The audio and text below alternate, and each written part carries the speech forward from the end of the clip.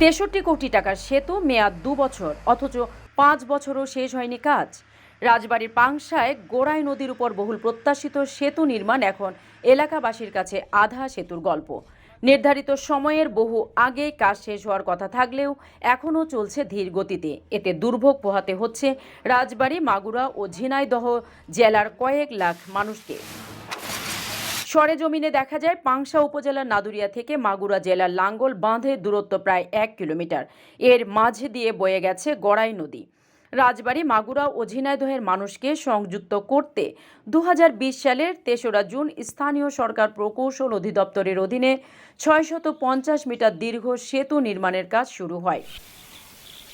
পল্লী সড়কে গুরুত্বপূর্ণ সেতু নির্মাণ প্রকল্পের আওতায় 63 কোটি 91 লাখ 68,170 টাকায় MM বিল্ডার্সের সঙ্গে চুক্তি করা হয়। কাজ শেষ করার মেয়াদ ধরা হয়েছিল 2 বছর, কিন্তু সময় বাড়ানো হয়েছে একাধিকবার, তবু শেষ হয়নি কাজ।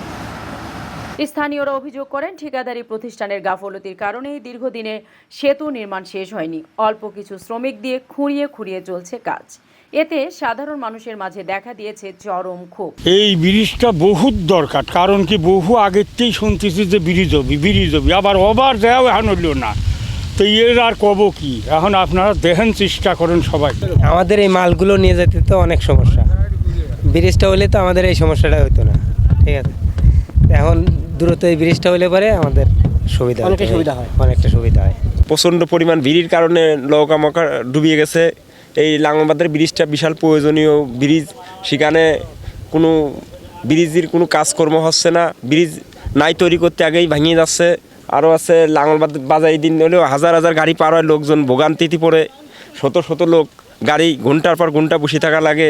তবে ঠিকাদারি প্রতিষ্ঠানের ম্যানেজার মোহাম্মদ ইয়াহিয়ার দাবি, সেতু নির্মাণ কাজ শেষ হয়েছে 80%। বর্তমানে জমি অধিগ্রহণ না থাকায় সেতু নির্মাণ কাজ ব্যাহত হচ্ছে। স্থানীয় সরকার তো আমাদের জায়গা বুঝতে হবে, সরকারই আমাদের জায়গা বুঝতে।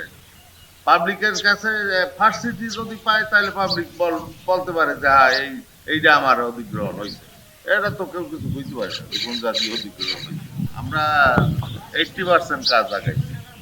এ বিষয়ে পাংশা উপজেলা নির্বাহী অফিসার SM আবু দারদা বলেন, সেতু নির্মাণ কাজ নিয়ে জেলা উন্নয়ন সমন্বয় সভায় আলোচনা হয়েছে। সেতু নির্মাণ কাজের সাথে ভূমি অধিগ্রহণের কিছু জটিলতা রয়েছে, সেগুলো নিয়ে কাজ শুরু হয়েছে। অধিগ্রহণ যখন কমপ্লিট হলো, তারপরে অধিগ্রহণের অর্থটা কোনো কারণে হোক, এটা যতদূর আমরা জানি যে ওটা ফেরত চলে গেছিলো প্রকল্পের মেয়াদ শেষ হয়ে যাওয়ার কারণে।